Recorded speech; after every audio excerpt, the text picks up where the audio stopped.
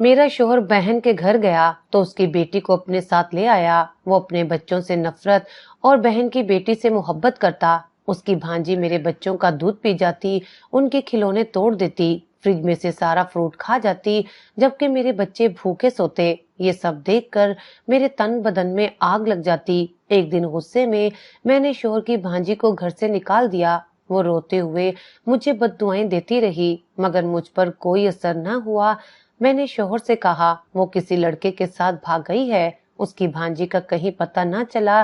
कई साल बाद मैंने बेटे की शादी की तो मेरे बेटे की सास ने हमें दावत पर बुलाया। वहां मेरा शोहर एक माजूर लड़की को अपने हाथ से खाना खिलाने लगा। मुझे बड़ी हैरत हुई, ये लड़की कौन है? मैंने गौर से देखा तो मेरे पैरों तले से जमीन निकल गई, क्योंकि मेरा हमेशा अपने शोहर से झगड़ा रहता कि वो सिर्फ और सिर्फ अपने खानदान के बारे में सोचते हैं, उन्हीं से मोहब्बत करते हैं, जैसे उनका अपना घर, अपनी बीवी और बच्चे कोई हैसियत ही नहीं रखते। कितनी बार कहा है कि अब बच्चों के बारे में सोचो। हैदर और जैन दोनों बड़े हो रहे हैं, आज नहीं तो कल उनकी शादियां होंगी, नए घर की जरूरत होगी, मुस्तकबिल के लिए कुछ बचा कर रखो। मगर नहीं, इमरान को तो बस अपनी माँ, अपनी बहन, अपने भाई, बस वो ही नजर आते हैं। उस दिन भी मैंने जैसा ही सुना कि इमरान की बहन जुबैदा बाजी ने फोन किया है तो मेरे तन बदन में आग लग गई। क्या हर वक्त ये लोग बीमार ही रहते हैं? कभी माँ को दवा चाहिए, कभी भाई के बच्चों की फीस, और अब ये बाजी को कोई बीमारी आन पड़ी है। अरे हम कब तक इनके सहारे बनेंगे? कब इमरान अपनी बीवी और बच्चों को अहमियत देगा? कब हमारे ख्वाब पूरे होंगे? यही सब कुछ दिल में लेकर मैं फट पड़ी थी। आपके घर वालों को तो बहाना चाहिए भीख मांगने का। मैंने गुस्से में चीखते हुए इमरान पर बरसना शुरू कर दिया। कभी बहन बीमार हो जाती है, कभी भाई को कुछ हो जाता है। मैं कब से कह रही हूँ कि बच्चों के बारे में सोचो, उनकी शादियां करनी है, नए घर की जरूरत है। सब रिश्तेदार कितने आगे निकल गए हैं, मैं अब भी उसी पुराने घर में बैठी हूँ। सारी जिंदगी की कमाई आपने अपने घर वालों पर लुटा दी और हमें क्या मिला?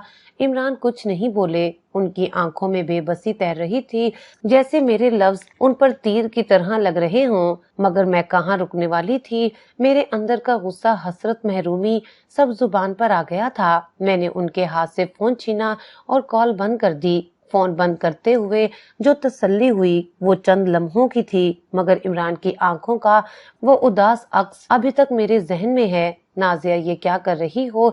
जुबैदा बाजी बीमार हैं और तुम्हारी ये सब बातें उन्होंने सुन ली हैं। इमरान की आवाज लरज रही थी, जैसे वो दिल से शर्मिंदा हो। मगर मैंने उनकी तरफ गुस्से से देखा, एक लफ्ज नहीं कहा और पैर पटकती हुई अपने कमरे में चली गई। दिल इतना भरा हुआ था कि आंखें भी जलने लगी, मगर मेरे अंदर कोई नरम गोशा बाकी नहीं बचा था। शायद बहुत दिनों की घुटन थी जो आज फटकर बाहर आ गई थी। कमरे में आकर बेड पर गिरी, दिल में बस यही ख्याल था कि आखिर कब ये मर्द हमें इज्जत देना सीखेंगे, कब अपनी बीवी और अपने बच्चों को अव्वलीन तरजीह बनाएंगे। मैंने इमरान के साथ कितने ख्वाब देखे थे, कितनी उम्मीदें बांधी थी, मगर वो सब एक एक करके टूटते चले गए।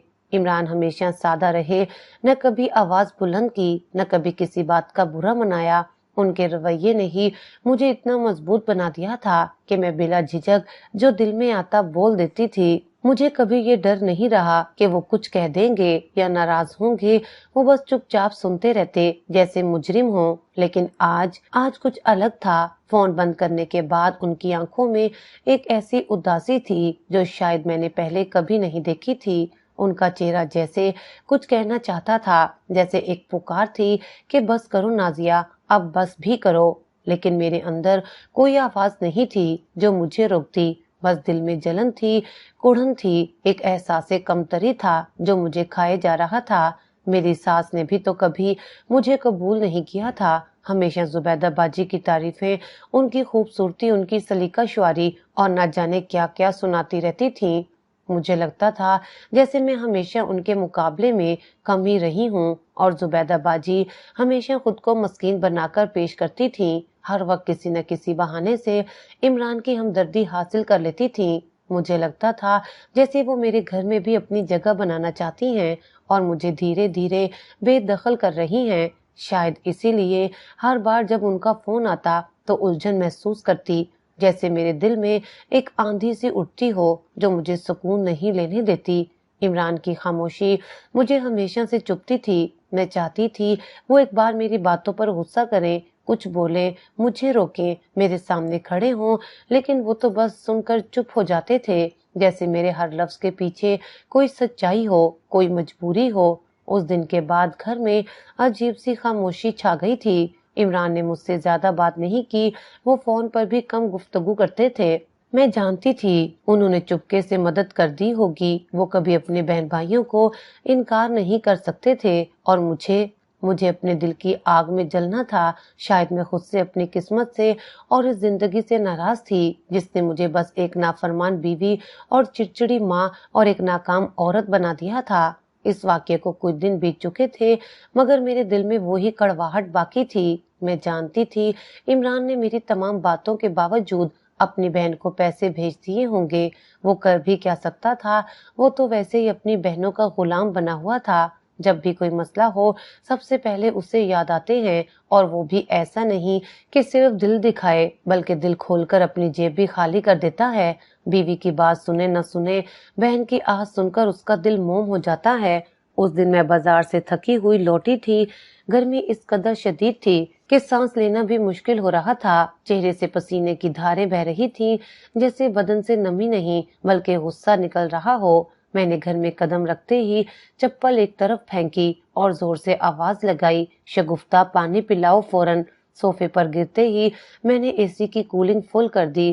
ہوا کا جھونکا لگا تو جسم کو جیسے سکون ملا، مگر دل میں جو الجھن تھی وہ اب بھی وہیں کی وہیں تھی۔ میں آنکھیں بند کر کے تھوڑا سانس لینا چاہ رہی تھی کہ اچانک فون کی زوردار گھنٹی نے مجھے چونکا دیا۔ میری پیشانی پر بل پڑ گئے۔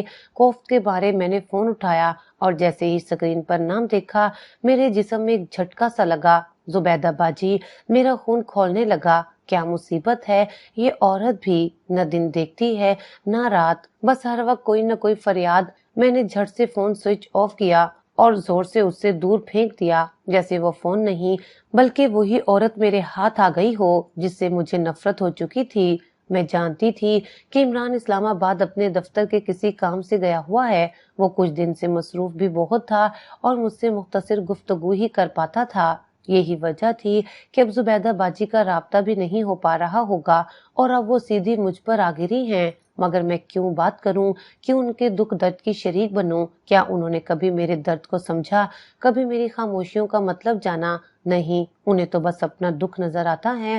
شگفتہ پانی لے آئی تھی۔ میں نے غصے کو دباتے ہوئے ایک لمبا گھونٹ لیا اور پھر اسے کہا، میرے کندھے دباؤ، سر میں بھی درد ہو رہا ہے۔ وہ خاموشی سے میرے پیچھے بیٹھ کر دبانے لگی۔ اس کے ہاتھوں کی ہلکی ہلکی حرکت نے وقتی طور پر میری تھکن کم کر دی تھی، لیکن میرے دل میں جو آگ بھڑک رہی تھی وہ نہ بجھ سکی۔ آنکھیں بند کرتے ہوئے میں نے خود سے کہا، نازیہ، یہ تمہیں اب خود پر قابو پانا ہوگا۔ عمران کو سمجھنا ہوگا کہ یہ رشتے صرف اس وقت اپنے ہوتے ہیں جب وہ تمہیں عزت دے۔ میرے اندر کی عورت جو ہمیشہ دوسروں کو خوش کرنے کے لیے اپنی خواہشوں کو دباتی رہی ہے، آج پھر سے بول اٹھی تھی۔ زبیدہ باجی کی ایک ایک بات، ان کا انداز، ان کا لہجہ، سب میرے ذہن میں گونجنے لگا۔ وہ ہمیشہ مظلوم بن کر عمران کی ہمدردی حاصل کرتی تھیں، اور عمران وہ تو جیسے ان کے ہر لفظ کو سچ مان لیتے تھے۔ میں نے شگفتہ کو ہلکا سا جھٹکا دے کر روکا اور کہا، بس اب چلی جاؤ، مجھے اکیلا چھوڑ دو۔ وہ خاموشی سے کمرے سے نکل گئی اور میں تنہائی میں اپنی سوچوں کے ساتھ رہ گئی۔ دیوار پر لگی گھڑی کی ٹک ٹک مجھے مزید بے چین کر رہی تھی۔ ایسا لگتا تھا جیسے وقت میرے زخموں پر نمک چھڑک رہا ہو۔ میں نے سوچا شاید عمران کے دل میں میرے لیے کبھی وہ جگہ ہی نہیں تھی جو ایک بیوی کے لیے ہونی چاہیے۔ کاش وہ ایک بار میری تکلیف کو بھی اتنی ہی سنجیدگی سے لے لیتے جتنی وہ اپنی بہن کے آنسوؤں کو لیتے ہیں۔ کاش وہ میرے اندر کی لڑائی کو بھی سمجھتے، میری خاموش چیخوں کو بھی سنتے۔ دل چاہ کے عمران کو فون کر کے سب کچھ کہہ دوں، اپنا دل کھول کر رکھ دوں، لیکن پھر دل نے کہا، کیا فائدہ، وہ تو پھر وہی بات کرے گا، وہی صفائی دے گا اور آخر میں سب کچھ بھول جائے گا۔ اس وقت میری نظر فون پر پڑی، بند پڑا فون جو میری زندگی کی طرح خاموش تھا، بے جان تھا، مگر وہ آواز جو چند لمحے پہلے آئی تھی اب بھی میرے کانوں میں گونج رہی تھی۔ زبیدہ باجی کا نام، ان کا چہرہ، ان کی باتیں جیسے میرے ذہن پر ہتھوڑے مار رہی تھیں۔ دل ہی دل میں میں نے ایک بار پھر خود کو تسلی دی، تم ٹھیک کر رہی ہو نازیہ، ان سب نے تمہیں کبھی قبول نہیں کیا، تم کیوں ان کے لیے اپنی زندگی کی سکونیت قربان کرو؟ مگر جانے کیوں ایک دھیمی سی آواز میرے اندر سے آئی، کیا واقعی تم ٹھیک ہو یا تم صرف اپنی انا کی تسکین کر رہی ہو؟ میں نے فوراً اس آواز کو جھٹک دیا۔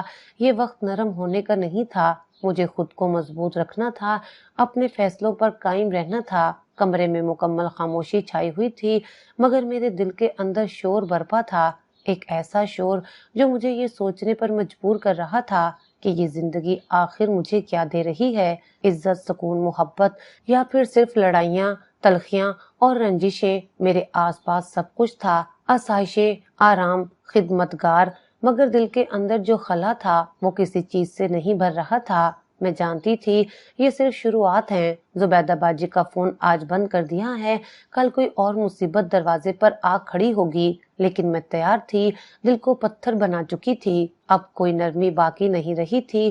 میں نازیہ تھی، وہ عورت جو کبھی محبت چاہتی تھی پر اب صرف خاموشی اور بے نیازی کا لبادہ اوڑھے زندہ تھی۔ شام کی نیند سے جاگی تو جیسے پورے بدن میں تھکن کا پہاڑ ٹوٹا ہوا تھا، لیکن جیسے ہی آنکھیں کھولی اور بے خیالی میں فون اٹھایا، دل جیسے کسی انجانے خوف سے لرز اٹھا۔ میسیجز کی بھرمار، واٹس ایپ پر لاتعداد وائس نوٹس، کچھ عجیب سی بے چینی، کچھ ایسی گھبراہٹ جو بغیر کسی پیشگی خبر کے دل کو پکڑ لیتی ہے۔ میں نے تھوڑے سے ہچکچاتے ہوئے فون کا in log button دبایا۔ Voice notes کی قطار اور ہر پیغام میں ایک ہی لفظ، امی۔ امی زبیدہ باجی نہیں رہی، میرے جیٹ کے بیٹے اور بیٹی نے بار بار میسج کیے تھے۔ ان کے الفاظ میں گھبراہٹ تھی، دکھ تھا اور ایک ایسی بے بسی جو مجھے اندر سے ہلا گئی۔ میری نند زبیدہ، وہ عورت جس کے وجود سے مجھے ہمیشہ چڑ رہی، آج وہ دنیا میں نہیں رہی تھی۔ صبح سویرے اس کا انتقال ہو چکا تھا اور میں جو ہر دن اس کی آواز سے خوف محسوس کرتی تھی، آج اس کی خاموشی نے میرے دل میں سناٹا بھر دیا تھا۔ دل جیسے سینے میں دھڑکنا بھول گیا تھا۔ میں ایک دم سیدھی ہو کر بیٹھ گئی، سانس جیسے رک کر آ رہا تھا۔ کمرے کی فضا میں وہی خاموشی تھی جو دل پر بھی چھا گئی تھی۔ مجھے اچھی طرح معلوم تھا کہ سب کو میری عادت کا پتہ ہے، صبح دیر تک سونا، فون نہ اٹھانا، کسی کی پرواہ نہ کرنا، سب کو پتہ تھا۔ اس لیے دوپہر کے بعد اطلاع دینے کی کوشش کی گئی تھی اور میں نے اس لمحے بھی فون بند کر کے خود کو راحت میں ڈال لیا تھا، یہ سوچ کر کہ ایک اور جھوٹی بیماری کا بہانہ ہوگا، لیکن نہیں، آج کی خبر سچی تھی اور آج زبیدہ باجی واقعی ہمیشہ کے لیے جا چکی تھی۔ میں نے ڈرتے ڈرتے عمران کو کال کی، دل کی دھڑکن جیسے کانوں میں گونج رہی تھی، لیکن عمران نے میری کال نہیں اٹھائی۔ میرا دل جیسے لرز گیا، یہ خاموشی، یہ لا تعلقی مجھے چیخ چیخ کر کچھ بتا رہی تھی۔ پھر میں نے جیٹ کے بیٹے کو فون کیا، دوسری بیل پر ہی اس نے کال اٹھا لی اور اس کی آواز میں وہ دکھ تھا جو ہر لفظ میں لرز رہا تھا۔ چچی کی بیماری بہت بڑھ گئی تھی، رات کی طبیعت بہت خراب ہو گئی، صبح انتقال ہو گیا، ابو کے کہنے پر آپ کو کالز کی مگر فون بند ملا۔ تدفین کا وقت قریب تھا، اس لیے سب کچھ جلدی جلدی کرنا پڑا۔ عمران ماموں کو اطلاع دے دی گئی ہے، وہ راستے میں ہیں، شاید وہ اب تک پہنچ چکے ہوں، جنازہ بس کچھ دیر میں ہے۔ میرے ہاتھ کانپنے لگے، زبان جیسے تالو سے چپک گئی۔ میں کچھ بولنا چاہتی تھی پر لفظ گلے میں اٹک گئے، دل میں جو بوجھ تھا وہ اب گناہ بن چکا تھا۔ میں نے جیسے ہی کال بند کی، میرے اندر کی عورت ٹوٹ گئی، ایک گہرا سانس لیا اور آنکھوں سے آنسو نکل پڑے۔ یہ آنسو دکھ کے تھے یا خوف کے، میں نہیں جانتی، شاید خوف کا تھا، اس لمحے کا خوف جب عمران کی آنکھوں میں مجھے اپنے لیے عزت کی بجائے نفرت دکھائی دے، شاید دکھ کا تھا اس عورت کے لیے جسے میں نے کبھی اپنی ساس سے بڑھ کر گھر میں جگہ نہ دی، لیکن جو آج مجھ سے پہلے چلی گئی۔ مجھے یاد آیا، زبیدہ باجی ہمیشہ نرم لہجے میں بات کرتی تھیں، ان کی آنکھوں میں ایک مستقل تھکن تھی، جیسے زندگی کے بوجھ نے انہیں کبھی سکون لینے نہ دیا ہو۔ شوہر کی وفات کے بعد خود پر بھی بوجھ اور بیٹی پر بھی، پھر بھی کبھی مانگنے کے انداز میں بات نہ کی۔ बस धीमे लहजे में कह देती थी, नाजिया बहन अगर मुमकिन हो तो इमरान से बात कर लेना, जरा कुछ पैसे दरकार थे। और मैं हमेशा दिल में खौफ तलाती, उन्हें बेइज्जत करने के लिए अल्फाज के तीर तैयार रखती और इमरान के सामने एक नई कहानी बनाकर रख देती। लेकिन आज आज उनकी आवाज मेरे कानों में गूंज रही थी, जैसे वो आखिरी बार मुझसे मुखातिब हों। नाजिया मेरी बेटी अमानत है, इमरान के सपुर्द की है, अपना खून समझना, माँ बनकर उसका ख्याल रखना। मेरा दिल जैसे किसी ने मुट्ठी में ले लिया हो, घबराहट बढ़ने लगी, पसीना माथे से टपकने लगा। मैंने बेसाख्ता कमरे की दीवार को देखा, ऐसी वीरानी, ऐसी खामोशी कि खुद अपनी सांसों की आवाज भी सुनाई दे रही थी। इमरान को अब तक सब कुछ पता चल चुका था, न जाने वो क्या सोच रहे होंगे। क्या वो भी मुझे कसूरवार समझेंगे? क्या वो भी मेरे इस रवैये को माफी के काबिल नहीं समझेंगे? मेरे कदमों के नीचे से जमीन से रखती जा रही थी।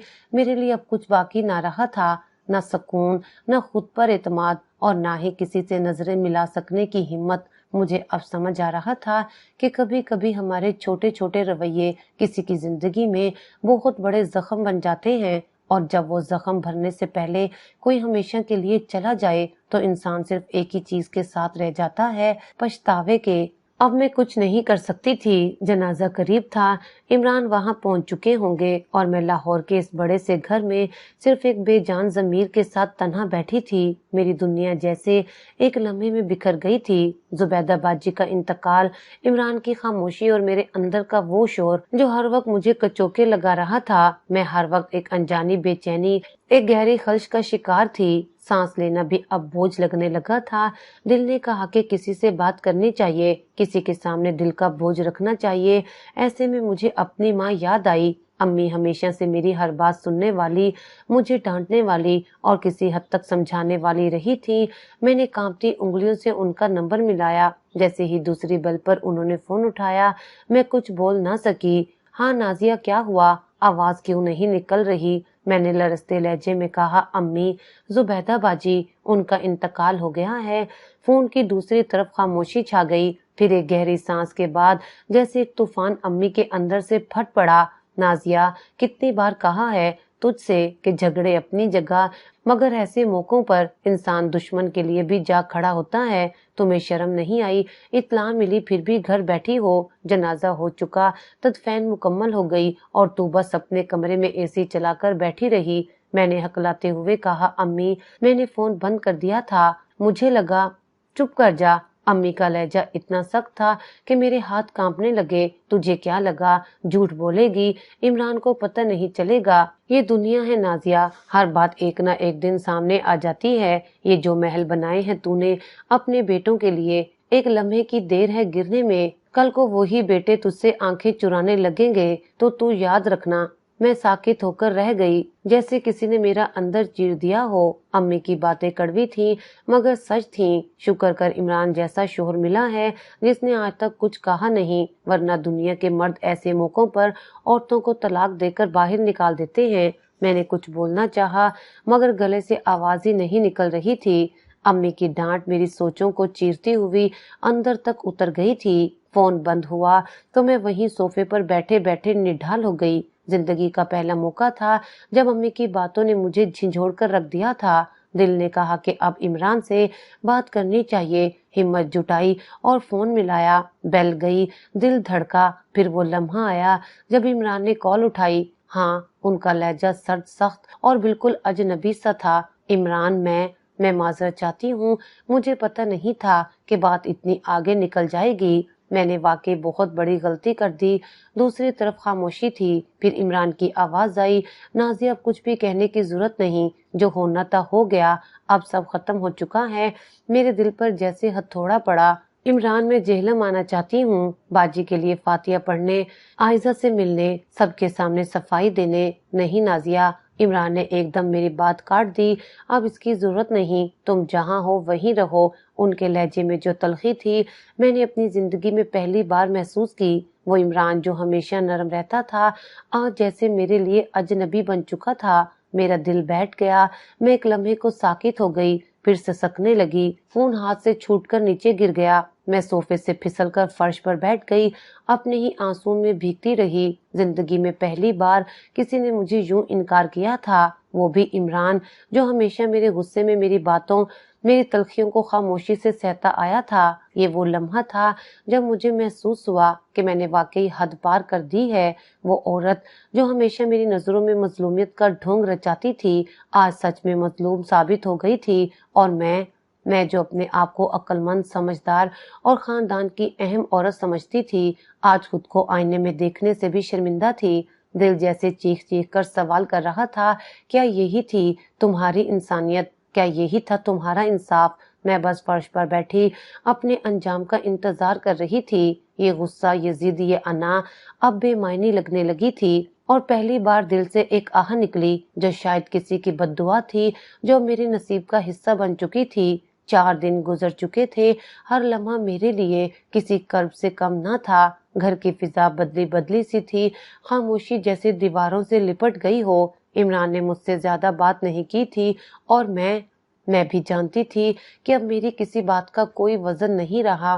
میں خود کو کمزور، بے بس اور بے وقت محسوس کر رہی تھی۔ پھر وہ دن آیا جب عمران جہلم سے لوٹے، دروازہ کھلا اور وہ اندر داخل ہوئے۔ میں نے ہمیشہ کی طرح ان کے استقبال کے لیے قدم آگے بڑھائے، مگر وہ نظریں چرا کر آگے بڑھ گئے۔ میری نظر فوراً دروازے پر گئی۔ پیچھے ایک لڑکی کھڑی تھی، سر پر دوپٹہ، آنکھیں جھکی ہوئی، قدم ہولے ہولے رکھتی ہوئی۔ میرے دل نے ایک لمحے کو دھڑکنا چھوڑ دیا۔ وہ عائزہ تھی، زبیدہ باجی کی اکلوتی بیٹی، وہی عائزہ جسے میں نے کبھی دل سے قبول نہیں کیا تھا، نہ پہلے نہ اب۔ لیکن میں اس لمحے کچھ بھی نہ بول سکی۔ کوئی اور وقت ہوتا تو میں نے ہنگامہ مچا دینا تھا۔ یہ کیا ہے؟ بغیر بتائے کسی کو گھر لے آئے، مگر اب مجھے خود پر اختیار نہ تھا۔ نہ آواز نکلی، نہ خفگی کا اظہار ہوا۔ عمران نے مختصر لہجے میں کہا، یہ عائزہ ہے، اب ہمارے ساتھ ہی رہے گی۔ میں نے سر ہلایا، جیسے کوئی مشین ہوں، جیسے کوئی اپنی مرضی کھو چکا ہو۔ عائزہ اندر آئی، نرمی سے، ادب سے، جیسے گھر کا ماحول محسوس کر رہی ہو۔ اس کی آنکھیں سرخ تھیں، شاید رو رو کر سوجی ہوئی تھیں، کمزور سی لگتی تھی، دھان پان سی بچی جو اپنے ماں باپ دونوں کا سایہ کھو چکی ہو۔ میں نے اس کے چہرے کی طرف دیکھا تو سانس ایک لمحے کو تھم گئی۔ کیسی نرالی خوبصورت تھی، اس میں دودھ جیسی رنگت، بڑی بڑی سیاہ آنکھیں، سادہ سے کپڑوں میں بھی ایسا وقار، ایسا نور کہ دیکھنے والے پل بھر کو ٹھٹک جائیں۔ اسی لمحے میری آنکھوں میں زبیدہ باجی کی جوانی کا عکس تیرنے لگا۔ وہ بھی ایسی ہی تھیں، شوخ چمکدار آنکھوں والی، گندمی رنگت کی ایک پرکشش عورت، اور میں تو بس ایک عام سی عورت، معمولی شکل و صورت کی، جسے کبھی کسی نے خوبصورت کہہ کر مخاطب نہ کیا۔ میں نے ہمیشہ زبیدہ کو دیکھ کر حسرت محسوس کیا، اور اب ان کی بیٹی میرے ہی گھر میں تھی، میرے سامنے ایک جیتی جاگتی یاد، جس سے میری ہر پرانی چبھن تازہ ہو گئی۔ میرے دل میں ایک انجانی جلن نے جنم لیا، جیسے کسی نے میرے زخموں پر نمک چھڑک دیا ہو۔ میں نے خود کو سنبھالا، چہرے پر ایک ہلکی سی مسکراہٹ لانے کی کوشش کی، اور ہولے سے کہا، آ جاؤ بیٹا، آرام کرو۔ مگر اندر اندر میری حالت خراب ہو رہی تھی۔ دل کہہ رہا تھا، یہ لڑکی اس گھر میں رہی تو تمہارا سکون برباد ہو جائے گا، یہ تمہارا چین چھین لے گی۔ عمران نے اس کے لیے اوپر والے کمرے کا بندوبست کیا۔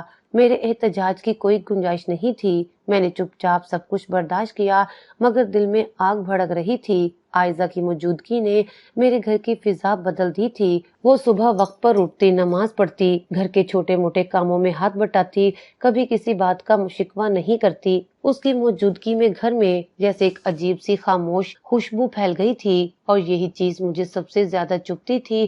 ایک یتیم لڑکی جو یہاں مہمان ہے، وہ کبھی اتنی محبت، اتنی عزت کما رہی ہے، اور میں تو اس گھر کی مالکن ہوں۔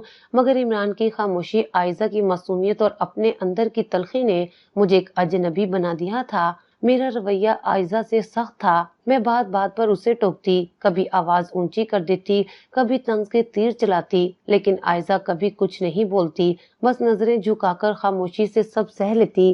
کبھی کبھار تو مجھے خود پر حیرت ہوتی کہ میں یہ سب کیوں کر رہی ہوں۔ یہ لڑکی تو مجھ سے کسی چیز کی طلبگار نہیں، نہ میرے بیٹوں سے کوئی تعلق جتاتی ہے، نہ کسی بات میں مداخلت کرتی ہے، مگر پھر وہی جلن، وہی خوف مجھے جکڑ لیتا۔ مجھے لگتا تھا جیسے عائزہ کی خوبصورتی ایک دن میرے بیٹے کی نظر میں آ جائے گی، اور اگر ایسا ہوا تو میرے سارے خواب جو میں اپنے بیٹے کے لیے دیکھ رہی تھی وہ سب چکنا چور ہو جائیں گے۔ میں نے دل میں تہیہ کر لیا تھا کہ یہ لڑکی یہاں زیادہ دن نہیں رہ سکتی، کچھ نہ کچھ کرنا ہی ہوگا، لیکن ابھی نہیں۔ ابھی عمران کا موڈ سنبھلنے دو، ابھی مجھے خاموشی کا نقاب اوڑھنا ہوگا، نرمی کا دکھاوا کرنا ہوگا۔ میں اپنی جلن کو دبانے، اپنی زبان کو قابو میں رکھے ہر دن کی گنتی شروع کر چکی تھی۔ عائزہ میرے دل کی وہ کانٹا تھی جو نکالے بغیر مجھے سکون نہیں ملنے والا تھا۔ جب میرا بڑا بیٹا حیدر ایبٹ آباد سے تعلیم مکمل کر کے واپس آیا تو پورے گھر کی فضا بدل گئی تھی۔ وہ اب بچہ نہیں رہا تھا، اس کی چال، اس کا انداز، اس کی آنکھوں میں ایک نرمی، ایک ٹھہراؤ آ چکا تھا۔ میں نے اسے دیکھ کر دل ہی دل میں شکر ادا کیا کہ میرا بیٹا اب اس قابل ہو چکا ہے کہ کامیاب زندگی کی شروعات کرے۔ میری برسوں کی دعائیں رنگ لا رہی تھی، لیکن اس کے واپس آنے کے چند ہی دنوں بعد ایک ایسی چیز کا اندازہ ہوا جس نے میری راتوں کی نیند اور دن کا سکون چھین لیا۔ میں ماں تھی۔ میرے لیے یہ پہچاننا مشکل نہیں تھا کہ حیدر کے لہجے میں نرمی کس کے لیے محسوس ہو رہی ہے۔ وہ جس انداز سے عائزہ سے بات کرتا، اس پر نظریں رکھتا، اسے چھوٹے کاموں میں بھی شامل کرتا، میرے دل میں خطرے کی گھنٹی بجنے لگی تھی۔ میں نے خود کو بار بار سمجھایا کہ شاید میرا وہم ہے، شاید میں اپنی پرانی حسد، اپنی جلن کو وجہ بنا کر سوچ رہی ہوں کہ یہ سب کچھ ہو رہا ہے۔ لیکن پھر ایک دن جب میں نے عائزہ کو صحن میں جھاڑو دیتے دیکھا اور حیدر چپکے سے آ کر اسے پانی کا گلاس تھما کر مسکرا دیا تو میرے شک کو یقین میں بدلنے میں ایک پل نہ لگا۔ میرے پیروں تلے سے زمین نکل گئی۔ یہ وہ لمحہ تھا جب میرے اندر کی عورت، ماں اور انا تینوں ایک ساتھ جاگ اٹھی تھیں۔ میں نے تو حیدر کے لیے خواب دیکھے تھے، ایک شاندار، امیر، باوقار خاندان کی بیٹی کو بہو بنانے کے۔ میری سہیلی شمائلہ کی بھانجی جو میڈیکل کے آخری سال میں تھی، گوری چٹی، تعلیم یافتہ، ماں باپ کی لاڈلی، اور سب سے بڑھ کر ایک امیر گھرانے سے تعلق رکھنے والی۔ میں برسوں سے یہ رشتہ دل میں بسائے بیٹھی تھی۔ اگر اب عائزہ درمیان میں آ گئی تو میرے سارے ارمان خاک میں مل جائیں گے۔ حیدر نے ایک دن خدا کر جھجکتے ہوئے مجھ سے بات کی، امی میں کچھ کہنا چاہتی ہوں، اگر آپ اجازت دیں۔ میں نے دل پر جمی برف کے ساتھ سر ہلایا۔ امی مجھے عائزہ پسند ہے، وہ بہت اچھی ہے، سادہ، شریف، وفادار، اگر آپ چاہیں تو۔ میں نے اس کی بات کاٹ دی، آنکھوں میں مصنوعی نرمی اور لبوں پر زہر بھری مسکراہٹ لیے کہا، بیٹا ابھی تمہاری زندگی کا آغاز ہے، نوکری، کیریئر، سب سے پہلے وہ چیزیں مکمل کرو، شادی کا فیصلہ اس کے بعد دیکھیں گے۔ وہ خاموش ہو گیا، مگر میں جانتی تھی وہ رکا نہیں تھا، صرف رکنے کا دکھاوا کر رہا تھا۔ اسی رات جب میں اپنے بستر پر لیٹی، ذہن میں صرف ایک ہی بات گونج رہی تھی، اگر عائزہ کو نہ روکا تو وہ میری زندگی برباد کر دے گی۔ اور پھر جیسے قدرت نے میرے ارادوں کو عملی جامہ پہنانے کا موقع دے دیا۔ عمران کو دبئی کا ایک 2 روزہ آفیشیل ٹرپ پر جانا تھا اور حیدر بھی اپنے دوستوں کے ساتھ شمالی علاقہ جات کے ٹرپ پر نکل گیا تھا۔ گھر میرے اختیار میں تھا، ایک سناٹا جو میرے لیے سازگار تھا۔ یہ وہ لمحہ تھا جس کا میں انتظار کر رہی تھی۔ میں نے پورے سکون مگر دل میں دہکتے لاوے کے ساتھ ایک فیصلہ کیا۔ عائزہ اب 18 سال کی ہو چکی تھی، قانوناً بالغ، نکاح کے قابل، اور میرے لیے ایک خطرہ۔ میں نے شگفتہ کو بھی اعتماد میں نہیں لیا، خود نکلی اور شہر کے اس چوک میں پہنچی جہاں میں اکثر ایک بھکاری کو بیٹھے دیکھتی تھی۔ اس کی آنکھوں میں چالاکی، چہرے پر بدتمیزی اور وجود میں غلاظت رچی بسی تھی۔ ایسا لگتا تھا جیسے وہ انسان نہیں، کوئی عذاب ہو۔ میں نے اسے قریب بلایا، اس نے مجھے پہچان لیا، ہلکی سی مسکراہٹ کے ساتھ بولا، بی بی جی آج خیر ہو۔ میں نے اس سے کہا، اگر میں تمہیں کے بدلے کچھ دے دوں تو تم ایک کام کرو گے؟ اس نے فوراً اس بات میں سر ہلایا۔ اگلے ہی دن میں نے ایک مقامی مولوی بلایا، 2 گواہوں کا بندوبست کیا اور عائزہ کو بہانے سے تیار کروایا۔ وہ حیران تھی، سوال کر رہی تھی، مامی یہ کیا ہو رہا ہے، کس سے شادی ہو رہی ہے؟ مگر میں نے ایک نہ سنی، صرف اتنا کہا، تمہارے ماموں نے فیصلہ کیا ہے، تمہیں اب اس گھر سے رخصت ہونا ہے۔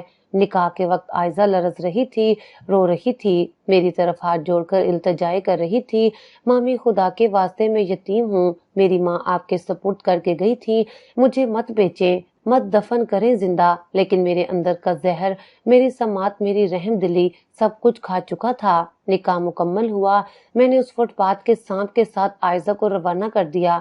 دروازہ بند ہوتے ہی میں جیسے سستانے کو بیٹھی، مگر اندر ایک سناٹا چھا گیا۔ نہ جانے کیوں میری آنکھوں کے سامنے عائزہ کا روتا ہوا چہرہ، اس کے تھر تھراتے ہونٹ اور وہ آخری جملہ گونجنے لگا، مامی، اللہ ظالموں کو معاف نہیں کرتا۔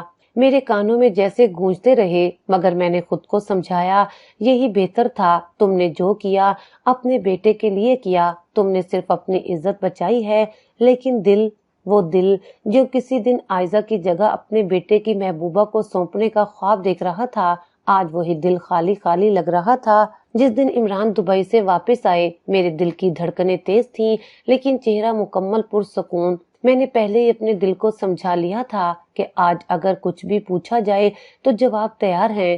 سچ چھپانے میں سب سے بڑی طاقت جھوٹ میں نہیں، لہجے کی مضبوطی میں ہوتی ہے، اور مجھے اپنا لہجہ مضبوط رکھنا تھا۔ جیسے ہی وہ گھر میں داخل ہوئے، نظر چاروں طرف دوڑائی، اور پہلا سوال یہی تھا، عائزہ کہاں ہے؟ میں نے ہلکی سی پریشانی چہرے پر سجا کر کہا، عمران، مجھے آپ سے ایک بات چھپانی پڑی، کیونکہ مجھے ڈر تھا کہ آپ مجھ پر الزام لگا دیں گے۔ انہوں نے الجھن بھرے لہجے میں کہا، کیا بات ہے نازیہ، صاف صاف بتاؤ۔ میں نے سانس گہری لی اور ہمدردی سے لبریز مگر زہر میں بجھا جملہ ادا کیا، آپ کی بھانجی کافی عرصے سے کسی کے ساتھ رابطے میں تھی، شاید یہ سلسلہ گاؤں سے ہی چل رہا تھا۔ میں نے سوچا کہ آپ کو بتاؤں گی تو آپ کو لگے گا کہ میں اسے بدنام کر رہی ہوں، اس لیے خاموش رہی، لیکن کل اچانک وہ چپ چاپ چلی گئی۔ میں نے اسے اتنے یقین اور درد بھرے لہجے میں جھوٹ بولا کہ خود بھی چند لمحوں کے لیے سچ سمجھنے لگی۔ عمران کی آنکھیں حیرت سے کھلی کی کھلی رہ گئیں۔ یہ تم کیا کہہ رہی ہو؟ عائزہ ایسا کر سکتی ہے؟ میں نے سر جھکا کر آہ بھری۔ میں نے خود اپنی آنکھوں سے نہیں دیکھا، لیکن کچھ چیزیں تھیں جو بتا رہی تھیں کہ معاملہ ٹھیک نہیں۔ کئی بار فون چھپاتے دیکھا، رات کو چھپ چھپ کر رونا، کبھی خود سے باتیں کرنا۔ میں نے یہی سمجھا کہ کوئی بات ضرور ہے۔ عمران کے چہرے پر پہلے صدمہ پھر غصہ ابھر آیا۔ وہ کمرے میں ٹہلنے لگے، پریشان، دکھی اور غصے میں بھرے ہوئے۔ میں اندر ہی اندر فاتحانہ مسکرا رہی تھی۔ عمران نے کہا، میں اسے ڈھونڈوں گا، جہاں بھی ہوگی لاؤں گا۔ میں نے فوراً اپنا پاؤں زور سے پٹکتے ہوئے کہا، کیا اب آپ چاہتے ہیں کہ وہ لڑکی جس کے بارے میں سارے خاندان میں بات پھیل چکی ہے واپس لا کر ہمارے بیٹے کے سر پر بٹھا دیں گے، لوگوں کے تانے سنے، ہماری عزت خاک میں مل جائے؟ عمران نے بے بسی سے مجھے دیکھا، جیسے اب کچھ سمجھ نہ آ رہا ہو۔ ان کا غرور، ان کا سکون، ان کی سوچ، سب کچھ اب جھوٹ کے بوجھ تلے دب چکا تھا۔ وہ خاموش ہو گئے۔ میں جانتی تھی یہ خاموشی میری جیت تھی۔ پھر کچھ دن بعد حیدر واپس آیا، چہرے پر تھکن تھی، لیکن جیسے ہی اسے معلوم ہوا کہ عائزہ گھر میں نہیں ہے، اس کی پریشانی اس کے چہرے سے جھلکنے لگی۔ اس نے سوال کیا، امی، عائزہ کہاں ہے؟ میں نے وہی تیار شدہ جھوٹ دہرا دیا، بیٹا وہ کسی کے ساتھ بھاگ گئی ہے۔ ہمیں بھی کچھ معلوم نہیں تھا، لیکن اب جو حقائق سامنے آئے ہیں وہ شرمناک ہیں۔ حیدر کی آنکھیں نم ہو گئیں۔ امی، آپ کو کوئی غلط فہمی ہوئی ہے، عائزہ ایسی نہیں تھی، وہ تو… میں نے بات کاٹ دی، محبت اندھی ہوتی ہے، اور شاید تم بھی اندھے ہو چکے ہو۔ تمہیں جو سچ پسند آئے وہی ماننے کو تیار ہو، باقی سب کو جھوٹ سمجھتے ہو۔ میں نے حیدر کو مکمل طور پر توڑ دینے کا تہیہ کر لیا تھا، کیونکہ اب مجھے اپنا خواب پورا کرنا تھا، ایک اونچے خاندان کی امیر تعلیم یافتہ خوبصورت بہو۔ میں نے فوراً اپنی سہیلی شمائلہ سے رابطہ کیا اور چند دنوں میں منگنی کی تاریخ طے کر دی گئی۔ عمران نے خاموشی اختیار کر لی تھی، وہ کسی بات پر نہ بولتے، نہ اعتراض کرتے۔ شاید دل کے کسی کونے میں عائزہ کا تصور اب بھی زندہ تھا، لیکن میری چالاکی اور مسلسل پروپیگنڈے نے اس کے اندر شک کا بیج بو دیا تھا۔ شادی شاندار ہوئی، لاہور کے مہنگے ہال میں 400 مہمان، بینڈ باجا، فوٹو سیشن اور مہنگے ترین کھانے۔ لوگ میری تعریفیں کر رہے تھے کہ میں نے اپنے بیٹے کی شادی کہاں کر دی۔ میں مسکرا رہی تھی، جیسے ساری کائنات میری جیت پر خوش ہو۔ میرے شوہر کی ریٹائرمنٹ نزدیک تھی اور چھوٹے بیٹے کی تعلیم بھی مکمل ہونے والی تھی۔ میں نے خود کو زندگی کی فاتحہ عورت سمجھنا شروع کر دیا تھا۔ وہ آئزہ جو میرے دل کی کانٹا تھی اب میرے راستے سے ہٹ چکی تھی۔ میری ہر رات اب سکون میں تھی۔ کم از کم میں یہی سمجھتی تھی۔ میں نے سمجھ لیا تھا کہ سب کچھ میرے کنٹرول میں ہے۔ میں جو چاہوں وہ کر سکتی ہوں، کسی کا مقدر بدل سکتی ہوں، کسی کی زندگی سے اس کی خوشی چھین سکتی ہوں، کسی کے خواب رون سکتی ہوں اور سب کچھ کر کے بھی دنیا میں عزت پا سکتی ہوں۔ لیکن مجھے نہیں معلوم تھا کہ مکافات عمل کی زنجیر خاموشی سے میرے گرد لپٹنا شروع ہو چکی ہے۔ ابھی تو کہانی کا اصل موڑ آنا باقی تھا۔ شادی کو ابھی ایک ہفتہ ہی ہوا تھا کہ میرے سر پر ایسی قیامت ٹوٹی جس کا تصور بھی میں نے کبھی نہیں کیا تھا۔ عمران، میرے شوہر، میرے بچوں کے باپ، وہ انسان جو ساری زندگی خاموشی سے میرے سخت لہجوں کو برداشت کرتا رہا، اچانک ہارٹ اٹیک سے دنیا سے رخصت ہو گیا۔ مجھے لگا جیسے زمین میرے قدموں سے نکل گئی ہو۔ وہ جو ہمیشہ خاموش رہا، مجھے کچھ کہے بغیر سہتا رہا، ایک دن اچانک ہمیشہ کے لیے خاموش ہو گیا۔ وہ دن، وہ رات، وہ لمحہ جب اس کی میت ہمارے گھر آئی، وہ سب میری روح پر نقش ہو گئے۔ میری سسکیوں میں بھی دکھ کم تھا اور پچھتاوے زیادہ۔ اس کی بے آواز موجودگی میں میں نے بے شمار زخم دیے تھے، اور آج جب وہ مٹی کے حوالے ہو رہا تھا، میرے اندر ایک چیخ دب چکی تھی جو باہر نہیں آ رہی تھی۔ تدفین کے 4 دن بعد حیدر امریکہ چلا گیا۔ اسے ویزا پہلے ہی مل چکا تھا اور جانے کا وقت طے تھا۔ عمران کے جانے سے وہ خود بھی اندر سے ٹوٹ چکا تھا، مگر کچھ کہے بغیر بس چند دن میرے ساتھ گزار کر اپنے مستقبل کے پیچھے نکل گیا۔ میں تنہا رہ گئی۔ جیسے ہی مہمان رخصت ہوئے، گھر میں ایسے ہی خاموشی چھا گئی کہ میری سانسیں بھی سنائی دینے لگیں۔ لیکن یہ خاموشی سکون نہیں تھی، یہ طوفان سے پہلے کا سناٹا تھا۔ میری بہو نگہت، جس پر میں نے ناز کیا تھا، جو میرے خوابوں کی شہزادی تھی، جسے میں نے اپنی پسند سے حیدر کی زندگی میں شامل کیا تھا، اس کا اصل چہرہ بہت جلد میرے سامنے آ گیا۔ شروع میں وہ نرم مزاج، تمیزدار اور باوقار بیٹی بنی رہی، لیکن جو ہی گھر میں کوئی دوسرا بولنے والا نہ رہا، اس نے اپنی اصل حیثیت دکھانی شروع کر دی۔ ایک دن میں نے صرف اتنا کہا کہ ملازمہ سے اپنے لیے چائے بنوا لی۔ گرمی کا دن تھا، سر میں ہلکا سا درد اور دل میں تنہائی کی دھند۔ میں نے سوچا چائے پی لوں تو شاید سکون مل جائے۔ چائے آئی، لیکن تھوڑی دیر بعد نگہت کی دوستیں آ گئیں، اور جیسے ہی اسے معلوم ہوا کہ دودھ ختم ہو چکا ہے، اس نے میرے لیے چائے بننے پر ایک ایسا ہنگامہ کھڑا کر دیا کہ میری روح کانپ اٹھی۔ امی، آپ کو کچھ بھی سوچنے کی تمیز نہیں، دودھ گھر میں صرف آپ کے آرام کے لیے رکھا ہے۔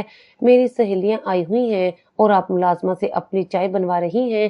آپ سمجھتی ہیں کہ اب بھی یہ گھر آپ کا ہے۔ وہ طنزیہ لہجے اور اونچی آواز اور اس کے ساتھ بیٹھی اس کی دوستوں کی ہنسی میرے سینے میں کسی نیزے کی طرح چبھ رہی تھی۔ میں شرم کے مارے زمین میں گڑ گئی، آنکھوں سے آنسو جھلکنے کو تھے، لیکن میں نے زبردستی خود کو سنبھالا۔ دل میں درد اٹھ رہا تھا۔ یہ تھی میری پسند، یہ تھا اونچا خاندان، یہ تھی وہ دولت مند لڑکی جس کے آنے سے میں نے سمجھا تھا میری عزت دوبالا ہو جائے گی۔ میں نے اپنی پرانی سہیلی کو فون کیا، بس دل کا بوجھ ہلکا کرنے کے لیے، لیکن جیسے ہی نگہت نے دیکھا میں فون پر کسی سے بات کر رہی ہوں، وہ غصے سے بھڑک گئی، فون میرے ہاتھ سے چھین کر پٹخ دیا اور چیختے ہوئے بولی، اب تم بیٹھ کر دوسروں سے شکایت کرو گی؟ تمہاری ہمدردیاں مر چکی ہیں، اب بس تم ایک بوجھ ہو۔ پھر وہ منظر جو شاید میں ساری زندگی نہیں بھول سکتی۔ نگہت نے مجھے بالوں سے پکڑ کر کھینچتے ہوئے باہر پھینک دیا، ہاں اس گھر سے جسے میں نے اپنے ہاتھوں سے بسایا تھا، جہاں کے ہر کونے میں میری محنت تھی، جہاں دیواروں پر میری سانسوں کی گواہی تھی، وہاں سے نکال دی گئی۔ میں گلی میں بیٹھی تھی، نڈھال، رسوا اور خالی۔ میرے کانوں میں آئزہ کی وہ سسکتی آواز گونج رہی تھی، مامی، اللہ ظالموں کو کبھی معاف نہیں کرتا۔ وہ لمحہ یاد آیا جب میں نے آئزہ کی بے بسی کو نظر انداز کیا، جب وہ میرے پاؤں میں گر کر کہہ رہی تھی کہ میں یتیم ہوں، مامی میری ماں نے مجھے آپ کے سپرد کیا ہے، مجھ پر رحم کریں۔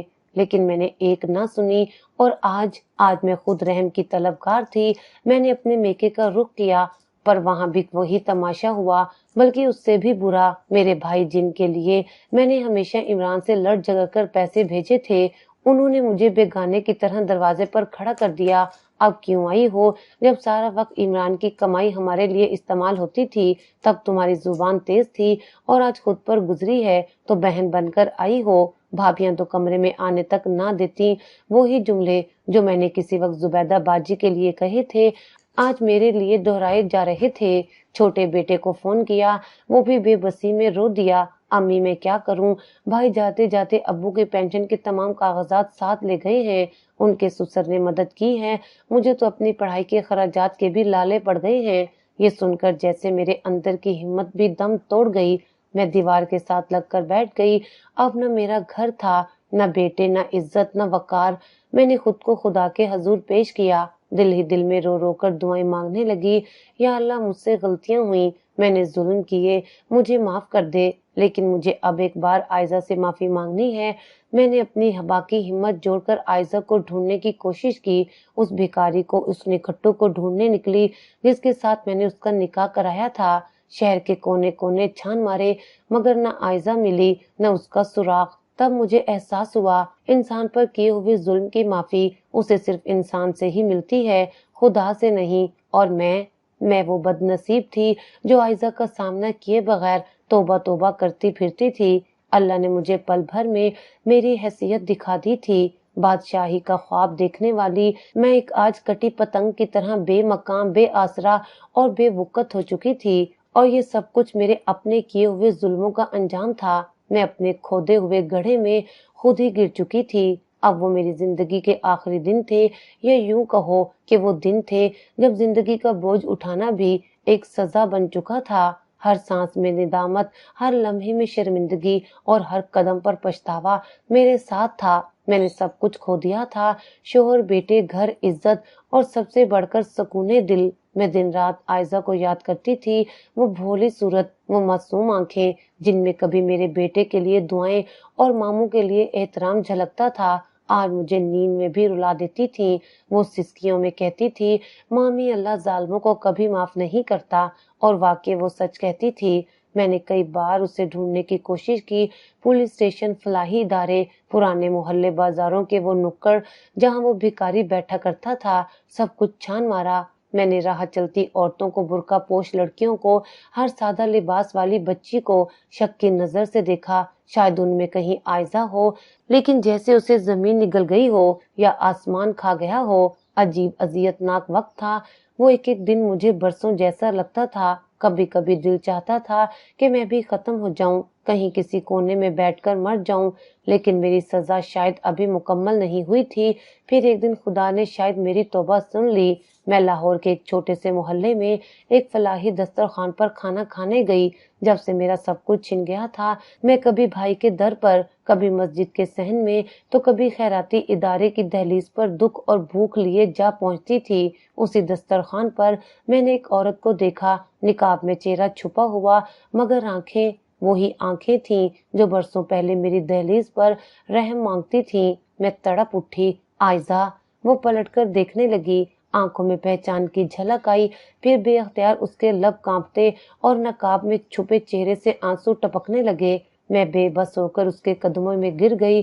بیٹا، میں بہت بری تھی، بہت ظالم، بہت جاہل، مجھے معاف کر دو، تم جو چاہو سزا دو، لیکن ایک بار مجھے اپنے گناہ کا کفارہ ادا کرنے دو۔ وہ ساکت کھڑی رہی، میرے ہاتھ تھر تھر آ رہے تھے، آس پاس لوگ حیرت سے دیکھ رہے تھے، لیکن میرے لیے اس وقت دنیا کی کوئی پرواہ نہیں تھی، صرف ایک دعا، صرف ایک التجا کہ عائزہ مجھے معاف کر دے۔ اس نے جھک کر مجھے اٹھایا، آنکھوں سے بہتے آنسو صاف کیے اور نرم مگر تھکے ہوئے لہجے میں بولی، مامی، میری ماں کی وصیت تھی کہ آپ کی عزت کا خیال رکھوں۔ میں نے اپنا سب کچھ کھو دیا، لیکن ان کے کہے پر آپ کو بد دعا نہیں دی، بس اللہ سے انصاف مانگا تھا، وہ مل گیا۔ اب دل میں کچھ نہیں رہا، میں آپ کو معاف کرتی ہوں، لیکن جو گزرا وہ لوٹ نہیں سکتا۔ میری چیخ نکل گئی، یہ معافی ایک نعمت تھی، مگر اس کے الفاظ میرے لیے اعلان ماتم تھے۔ جو گزرا وہ لوٹ نہیں سکتا۔ میں نے پوچھا، کہاں تھی تم، کس حال میں رہی؟ وہ نکاح، وہ شخص؟ اس نے نظریں چرا کر کہا، جب آپ نے میرا نکاح اس شخص سے کروایا تو وہ مجھے لے جا کر ایک کچرے کے ڈھیر پر پھینک آیا، کہا بیوی بننے کی حیثیت تیرے پاس ہے ہی نہیں۔ مجھے صرف مامی کے پیسے چاہیے تھے۔ کئی دن میں ہوش میں نہ آ سکی تھی، پھر ایک فلاحی تنظیم نے مجھے وہاں سے اٹھایا، علاج کروایا، پناہ دی، وہیں میں نے سلائی کا کام سیکھا، قرآن حفظ کیا اور اپنی زندگی دوبارہ شروع کی۔ میں ساکت ہو گئی، میرے ظلم نے اسے جیتے جی مار دیا تھا، لیکن اس کی روح نہیں مری تھی، اس نے خود کو سنبھال لیا تھا، وہ بچ گئی تھی، اور میں سب کچھ پا کر بھی سب کچھ کھو چکی تھی۔ میں نے اس کا ہاتھ تھاما، آنکھوں میں آنسو لیے کہا، بیٹا میرے ساتھ چلو، میرے پاس کچھ نہیں لیکن ایک کمرہ ہے، ایک بستر ہے، وہی تمہاری خالہ کا، تمہاری ماں کی امانت۔ اس نے میری طرف دیکھا، ایک ہلکی سی مسکراہٹ آئی۔ مامی، اب میں آپ کی نہیں رہی، نہ آپ میرے، ہم دونوں اپنی اپنی سزا کاٹ چکے ہیں۔ میں دعا کروں گی کہ اللہ آپ کو صبر دے اور مجھے زندگی کی نئی راہ۔ اور پھر وہ چلی گئی۔ میں دیر تک اسی دسترخوان کے کونے پر بیٹھی رہی، نہ آنکھوں میں آنسو بچے تھے، نہ دل میں آس۔ یہ زندگی میری دی ہوئی سزا تھی، میرے ہر لفظ، ہر فیصلے، ہر ظلم کا نتیجہ میرے قدموں میں پڑا تھا۔ میں عزت کے خواب دیکھتے دیکھتے ذلت کی دلدل میں جا گری تھی۔ مجھے اب صرف ایک ہی بات پر یقین تھا کہ اللہ کبھی ظالموں کو معاف نہیں کرتا۔